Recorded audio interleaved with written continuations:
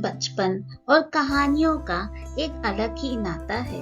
ये कहानियां ही तो हैं जो जिंदगी की छोटे से छोटी सीख बड़े ही सहज और सरल तरीके से दे जाती है और इसी सीख पर निर्भर करता है बच्चों का व्यक्तित्व।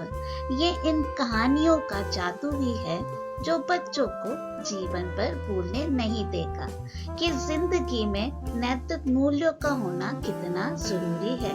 दोस्तों, आज हम एक नई कहानी सुनते हैं। गिलहरी की कहानी। एक जंगल में 7 नामक मुनि रहते थे। उन्होंने तप करके बहुत सी विद्या हासिल की। एक दिन ध्यान लगाने के बाद जब उनकी आंखें खुली तो उनके हाथ में आसमान से एक गिलहरी आ गिरी।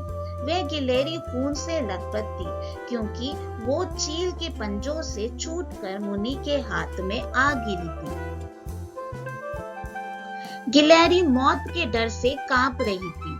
मुनि को उसके ऊपर दया आ गई। उन्होंने सोचा, क्यों ना इसे अपनी विद्या से अपनी बेटी बना लूं। मेरी पत्नी कब से संतान प्राप्ति की चाह रख रही है, लेकिन उसके भाग्य में संतान है ही नहीं।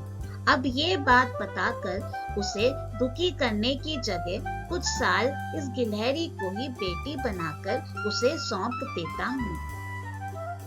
इतना सोचते ही मुनि ने एक मंत्र पढ़कर गिलहरी को एक छोटी सी बच्ची बना दिया।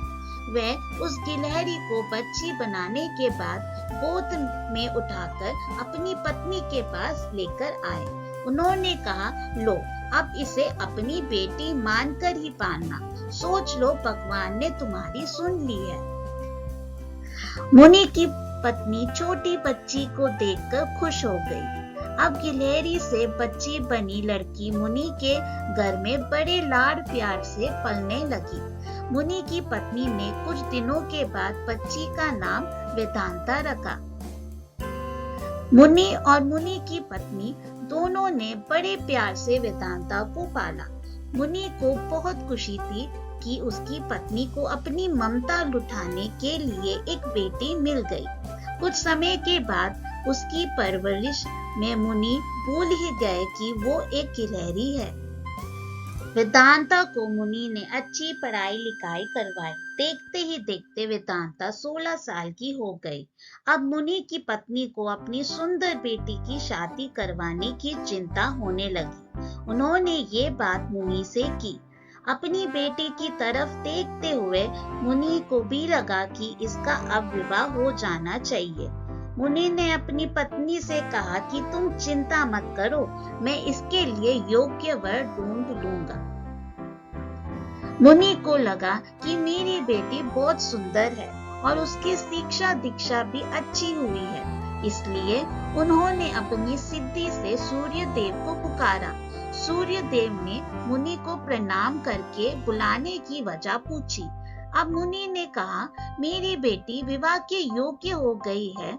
मैं चाहता हूँ कि आप इसके पति बने।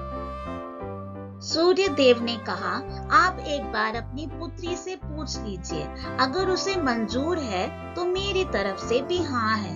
तब वेदांता बोली, पिताजी, ये बहुत गर्म है, मैं इनके पास नहीं जा पाऊंगी और ना ही इन्हें देख पाऊंगी। मुनि ने वेदांता से कहा, कोई बात नहीं, हम दूसरा वर देख लेंगे। तभी सूर्य देव ने कहा, हे मुनिवर, मुझसे श्रेष्ठ बादल हैं, आप उनसे बात कीजिए, वह मेरे प्रकाश को भी ढक देते हैं। मुनि ने अब बादल को याद किया। बादल गरजते हुए मुनि के पास पहुँचे और उन्हें नमस्कार किया। इस बार मुनि ने सीधे वेदांता से पूछा, क्या तुम्हें ये वर पसंद है? वेदांता ने जवाब दिया, पिताजी, मेरा रंग गोरा है और इनका काला, हमारी जोड़ी अच्छी नहीं लगेगी। तब बादल ने मुनि से कहा, आप पवन देव को बुलाइए, वे मुझसे श्रेष्ठ हैं, उनमें मुझे उड़ाकर इधर से उधर ले जाने की ताकत है। अब मुनि ने पवन देव का स्मरण किया। पवन देव के आते ही मुनि ने अपनी बेटी से पूछा, क्या आपको ये वर पसंद है?